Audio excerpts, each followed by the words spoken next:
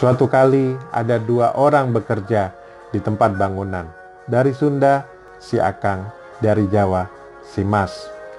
Si Akang membutuhkan batu bata. Dia berkata kepada si Jawa, "Mas, cokot batanya." Si Jawa pun terheran-heran. Dia berkata, "Atos, Kang."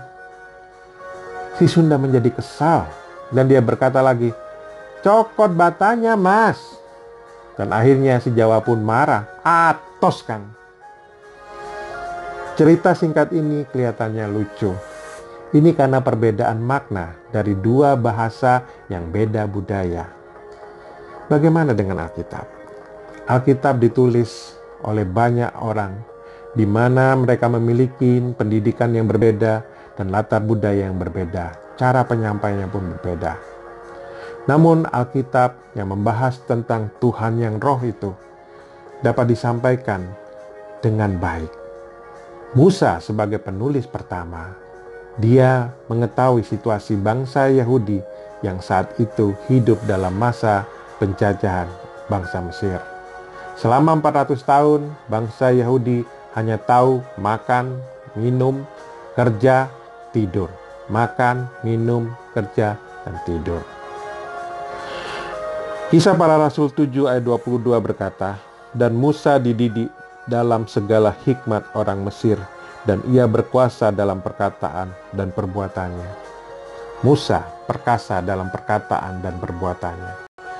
Dia mampu menyampaikan tentang Tuhan yang roh itu dalam kehidupan manusia kepada bangsa Yahudi. Alkitab ini sangat misteri. Alkitab ini butuh dipelajari sangat dalam dari berbagai arah, dari berbagai sudut, supaya kita dapat memahami misteri di dalam Alkitab. Buku misteri terbesar itu adalah Alkitab. Namun Alkitab ada gunanya walaupun misteri. 2 Timotius 3 ayat 16 berkata, "Segala tulisan yang diilhamkan Allah memang bermanfaat untuk mengajar, untuk menyatakan kesalahan, untuk memperbaiki kelakuan, dan untuk mendidik orang dalam kebenaran." Yohanes juga mencatat bahwa pertama itu adalah firman, dan firman itu bersama-sama dengan Allah. Dalam kata yang lain, pada saat kita ingin masuk di dalam pengertian Tuhan yang benar, kita harus masuk dalam alam roh. Kita tidak mampu untuk masuk itu. Karenanya Tuhan Yesus hadir ke muka bumi.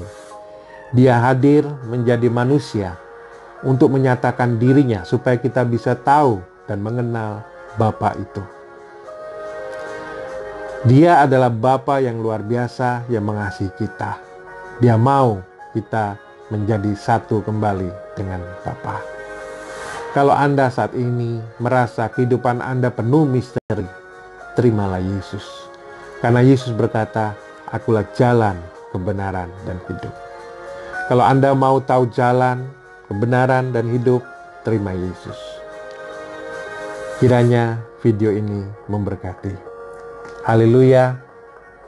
Amin.